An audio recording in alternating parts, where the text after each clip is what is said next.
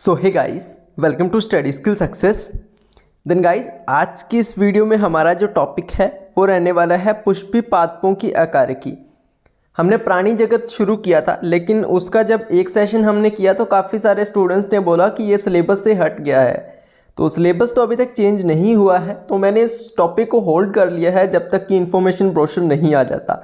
जब information brochure आ जाएगा तब अगर वो टॉपिक उसमें होगा तो हम उसको दोबारा कर लेंगे, ठीक है। बाकी फोकस करते हैं आज के हमारे इस टॉपिक पर, जिसका नाम है पुष्पी पादपों की आकारिकी।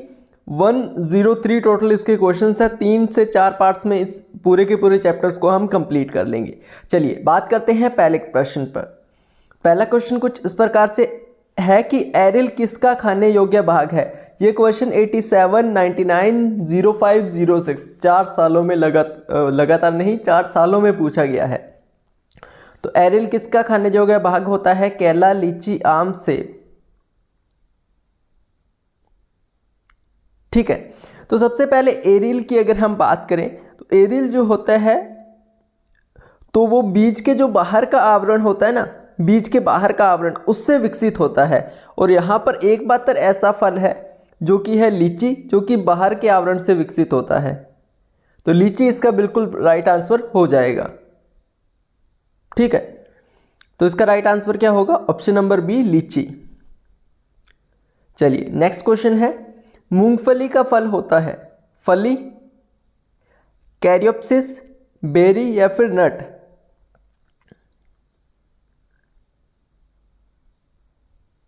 तो मूंगफली क्या होती है? एक फली होती है यार, लेग्यूम। ठीक है, मूंगफली आपने देखी होगी, सर्दियों में खाते हैं आप, तो एक फली होती है। चलिए नेक्स्ट है कि बीजांड द्वार किसके आगमन में शामिल होता है। वन लाइनर टाइप क्वेश्चंस है यार इस टॉपिक के पहले, तो लास्ट में काफ़ी अच्छे क्वेश्चंस है। नरयुग्मक, परागनलिका, जल या फिर गैसे।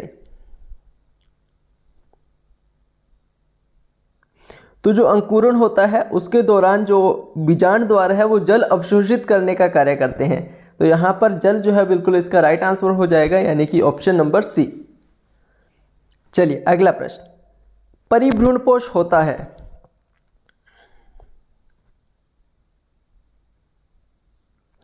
सामान्यतः क्या होता है नॉर्मली कि जो भ्रूणपोष है उसका जो निर्माण है वो जो बीजांडकाय होता है उसके रिड्यूस होने के साथ ही हो जाता है। इसीलिए जो बीजांडकाय के अवशेष हैं वो उसको परिभ्रूणकोष कहते हैं। ठीक है, तो इसका राइट आंसर क्या हो जाएगा? ऑप्शन नंबर बी, बीजांडकाय का अवशेष। जैसा कि मैंने आपसे को बताया कि जो भ्रूणपोष होता है उसका जो निर्माण होता है, तो जो बीजांडकाय का रिड्यूस होता है उसके साथ ही उसका निर्माण होता है, जिससे क्या होता है बीजांडकाय के अवशेष थोड़े रह जाते हैं और उन्हीं अवशेष को हम भ्रूणपोष कहते हैं। तो ऑप्शन नंबर बी इसका बिल्कुल राइट आंसर हो जाएगा। आम का जूस प्राप्त होता है बाह्य भित्ति से, अंत्य भित्ति से, मध्य भित्ति से या फिर फल भित्ति या थैलेमस से। ये तो इजीली बता दोगे यार। किससे होता है? आम होता है। देखिए सबसे पहले उसकी गुठली आती है, उसका बीज आता है, उसके ऊपर उसका खाने योग्य भाग होता है आवरण, उसके ऊपर इसका छिलका होता है। तो बाह्य आवरण तो हमारा कट हो जाएगा। अंत्य भित्ति क्या होती है? गुठली होती है, ये भी कट हो जाएगा। फल भित्ति और थैलेमस से इतना नहीं है। मध्य भित्ति, ये जो वाली जो मध्य भित्ति है इसी में खाने योग्य भाग पाया जाता है, तो इसी खाने योग्य भाग से हम जूस बनाते हैं। तो मध्य भित्ति इसका बिल्कुल राइट आंसर हो जाएगा। ठीक है गाइस, ऑप्शन नंबर बी जो है बिल्कुल इसका राइट आंसर होगा। चलिए नेक्स्ट है, टमाटर या फिर तंबाकू का पुष्पीय सूत्र होता है। तो बताइए कि टमाटर या फिर तंबाकू का पुष्पीय सूत्र क्या होता है। और ये दोनों के दोनों सोलेनेसी कुल के सदस्य हैं। तो ऑप्शन नंबर डी जो है बिल्कुल इसका राइट आंसर हो जाएगा।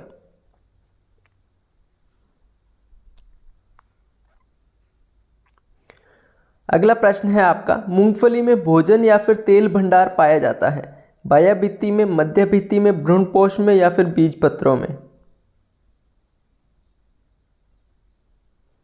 तो किस में पाया जाता है? तो मूंगफली में जो भोजन या फिर तेल का भंडार पाया जाता है वो बीज पत्रों में पाया जाता है। Option number D. मैंने बताया ना मूंगफली किसके आकार की होती है? मतलब उसका प्रारूप कैसा होता है, फली जैसा। तो फली में क्या होते हैं, बीज होते हैं। तो यहाँ पर बीज पत्र जो बिल्कुल इसका राइट आंसर हो जाएगा। 1990 में क्वेश्चन पूछा गया था।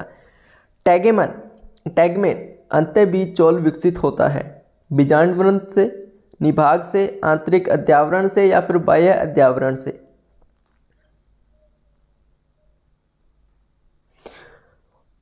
तो जो निषेचन होते हैं उनमें अधिकतर निषेचनों में जो बीज का आवरण होता है ना, वो अध्यावरण से विकसित होता है।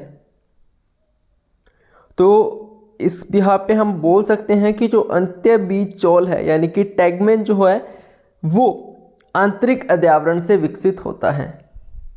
तो यहाँ पर ऑप्शन नंबर सी हमारा बिल्कुल राइट आंसर हो जाएगा।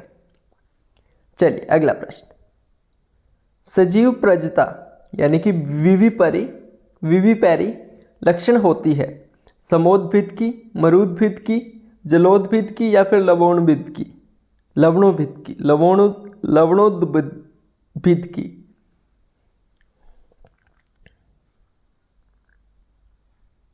तो ऑप्शन नंबर डी इसका बिल्कुल राइट आंसर होगा, लवणोद्भिद जो है बिल्कुल इसका राइट आंसर हो जाएगा। चलिए अगला प्रश्न है आपका। एक कुल जो हेड पुष्पक्रम से संबंध होता है, जिसका हेड पुष्पक्रम से संबंध होता है, फेबेसी कुल पूछा गया है, एस्ट्रेसी, सोलोनेसी या फिर लिलियसी।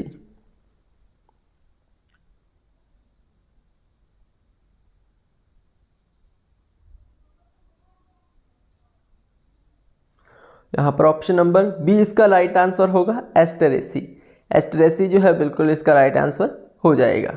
चलिए नेक्स्ट क्वेश्चन।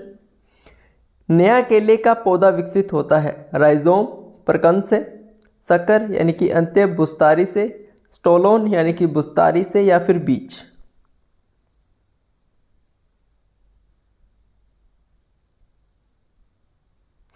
तो जो अंत्य बुस्तारी होती है, ऑप्शन नंबर बी जो दिया गया है वो इसका बिल्कुल राइट आंसर होगा। अंत्य बुस्तारी जो होती है वो भूमिगत जो तना होता है, भूमि के मतलब मिट्टी के अंदर जो तना होता है उसकी एक रूपांतरित शाखा होती है। यानी कि मिट्टी के अंदर एक तना है, उससे जो अलग, तने से अलग जो शाखा गई होती है उसे हम रूपांतरित शाखा बोलते हैं। वो एक रूपांतरित शाखा होती है जो तने के भूमिगत भाग की एक्सिलरी कली से उत्पन्न होती है। जो भूमिगत तना का एक्सिलरी जो भाग होता है उसके कली से उत्पन्न होती है बुस्तारी यानी कि सकर। ठीक है, चलिए। वेलामेन पाया जाता है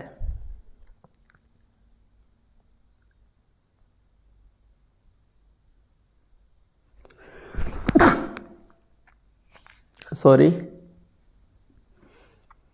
तो इसका right answer option number D होगा, आर्किड की वायुवीय जड़ों में। कहाँ पर पाया जाता है, आर्किड की वायुवीय जड़ों में। ऑप्शन नंबर डी इसका बिल्कुल राइट आंसर हो जाएगा।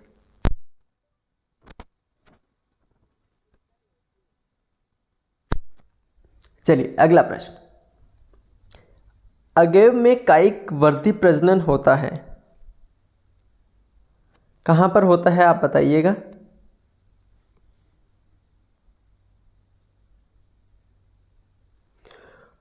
तो जो बुलबिल्स है वो अलैंगिक प्रजनन के लिए विशेष कलियां हैं, स्पेशल कलियां हैं अलैंगिक प्रजनन के लिए। तो बुलबिल्स इसका बिल्कुल राइट आंसर हो जाएगा।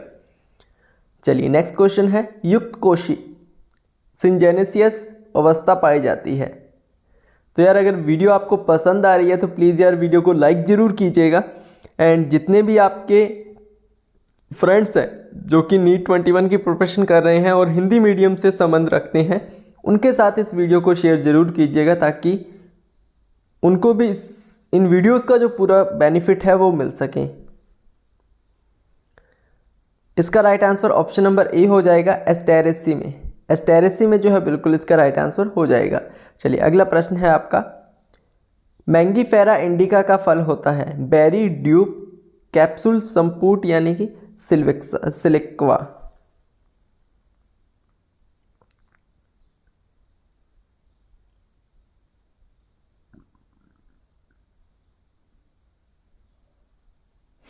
तो इसका राइट आंसर हो जाएगा option number B, drupe. Drupe जो है बिल्कुल इसका राइट आंसर हो जाएगा। नेक्स्ट, एक आपको सूत्र दिया गया है, आपको बताना है कि इस किसका पुष्पकर्मीय सूत्र होता है। ये जो सूत्र आपको दिया गया है ये किसका पुष्पीय सूत्र होता है, लिलियेसी, सोलानेसी, एस्टेरेसी या फिर फैबेसी।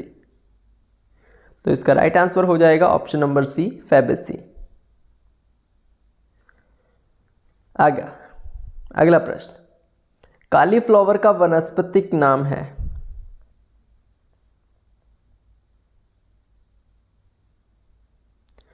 तो इसका जो वानस्पतिक नाम है वो है ब्रासिका ओलेरेसिया और वैरायटी बोट्रिटिस।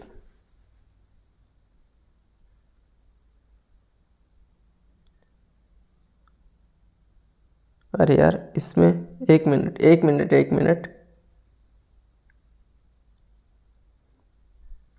यहाँ पर ऑप्शन नंबर ए नहीं, ऑप्शन नंबर सी राइट होगा इसका, brassica oleracea variety botrytis. Option number C इसका राइट होगा। ठीक है, चलिए नेक्स्ट क्वेश्चन, समेकित पुमंगों मुक्त तंतुओं वाले दल लग्न पुंकेसर पाए जाते हैं, एस्टेरेसी में, सोलानेसी में, लिलियेसी में या फिर पोएसी में।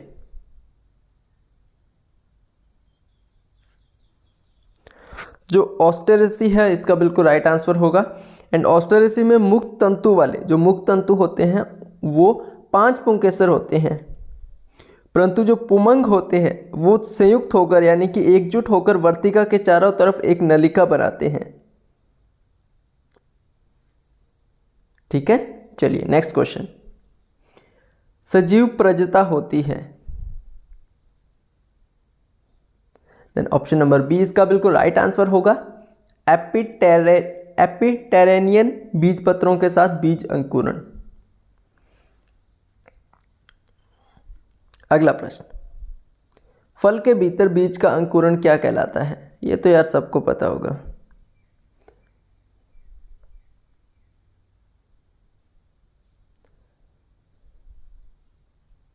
क्या कहलाता है, उपपरिभूमिक। उपपरिभूमिक जो है बिल्कुल इसका राइट आंसर हो जाएगा। नेक्स्ट, दालें प्राप्त होती है फैबेसी से, एस्टेरेसी से, पोएसी से या फिर सोलानेसी से।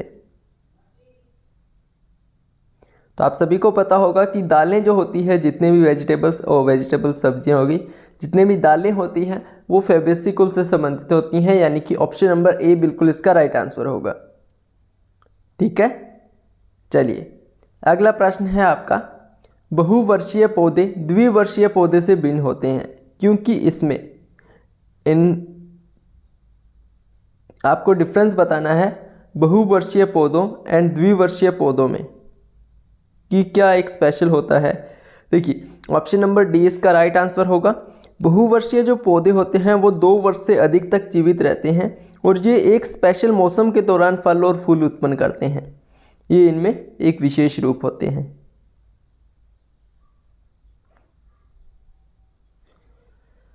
नेक्स्ट, फलयुक्त संवहन उत्तक का स्तंभ तथा मूसला जड़ तंतु वाला पादप होता है।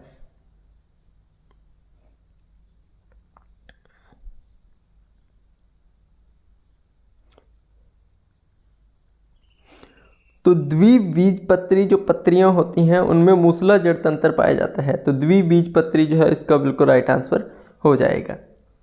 चलिए नेक्स्ट है, हाइपेंथोडियम होता है थैलेमस, फल, इन्फ्लोरेसेंस या फिर अंडाशय।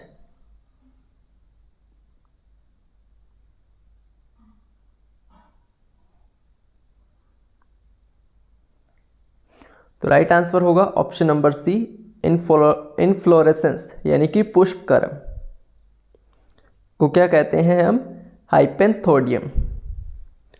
चलिए अगला प्रश्न है आपका, बटरेस जड़ें पाई जाती है सारगम में, बरगद में, टर्मिनेलिया में या फिर पेंडांस में। तो जो बटरेस जड़ें हैं वो पाई जाती हैं टर्मिनेलिया में। ऑप्शन नंबर सी बिल्कुल इसका राइट आंसर होगा।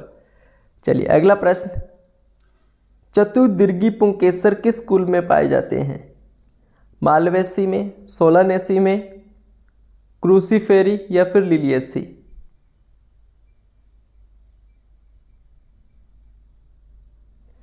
तो इसका राइट आंसर होगा ऑप्शन नंबर सी, क्रूसीफेरी।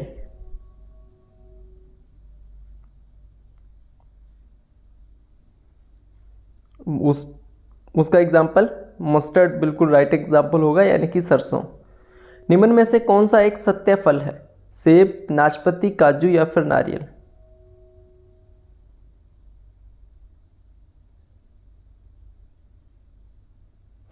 अब सत्य फल क्या होता है सर? ट्रू फ्रूट नहीं, ट्रू फ्रूट नहीं होता। अब देख, जो फल पका हुआ है ना, वो अंडाशय होता है, और जब फल केवल अंडाशय से ही विकसित होता है तो उसे सत्य फल कहते हैं। परंतु जब ये अंडाशय के अतिरिक्त कुछ अन्य जो पुष्पीय भाग होते हैं, यानी कि अंडाशय को छोड़कर किसी भी अन्य भाग से विकसित होता है, तो उसे हम असत्य फल कहेंगे। अगर वो अंडाशय से ही विकसित होता है तो उसे हम सत्य फल कहेंगे। असत्य फल कौन कौन से होते हैं? सेब हो गया, नाशपाती हो गई, मलबरी हो गई, ये सारे के सारे असत्य फल है। अब इनमें आपको सत्य फल बताना है तो ये होगा आपका ऑप्शन नंबर डी, नारियल। नारियल जो है वो सत्य फल होगा। चलिए अगला प्रश्न, नारियल का कौन सा भाग रेशा उत्पन्न करता है? सबको पता है यार, कौन सा भाग करेगा? बताइए बताइए। नारियल की मध्यवेती क्या करेगी? रेशा उत्पन्न करेगी। अगला प्रश्न, कौन सा पौधा अपनी आर्थिक महत्ता खो देगा यदि उसके फलों का उत्पादन प्रेरित अनिषेचक फलन द्वारा किया जाए? अंगूर, पोमग्रेनेट, केला या फिर संतरा? अब देखिए, बिना निषेचन के अगर फल का विकास होता है तो उसे हम अनिषेचक फलन कहते हैं।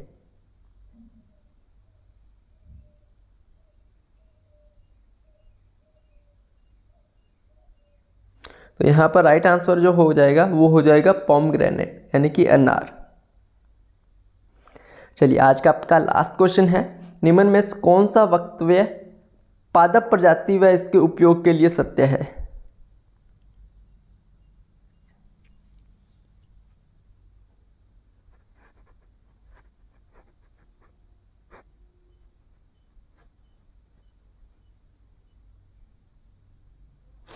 देखिए, सबसे पहले अगर हम बात करें एराइजा सटाइवा की, तो ये चावल होता है। यहाँ पर प्रोटीन का धनी स्रोत दिया गया है, बिल्कुल गलत है।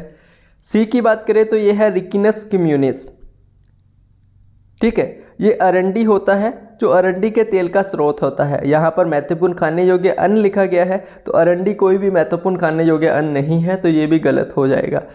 चौथा दिया गया है हिबिस्कस एस्कुलेंटिस, ठीक है, तो ये भिंडी होती है। हिबिस्कस एस्कुलेंटिस क्या होती है? ये भिंडी होती है। यहाँ पर दिया गया है कि पुष्प जो पूरे देश में पाया जाता है, तो ये बिल्कुल ही गलत होगा।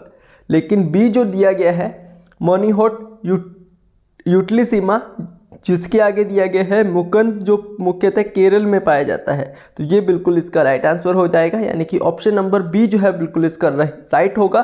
बाकी के जितने भी ऑप्शंस दिए गए हैं वो बिल्कुल ही गलत हो जाएंगे। तो गाइज, ये था आज का हमारा सेशन। उम्मीद करता हूँ सेशन आप सभी को पसंद आया होगा।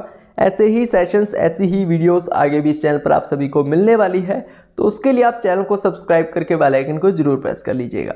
बाकी आपके आउट ऑफ 20 स्कोर क्या रहा उसके बारे में भी कमेंट सेक्शन में कमेंट करके जरूर बताइएगा। मिलते हैं नेक्स्ट वीडियो में, तब तक के लिए good luck and have a nice day.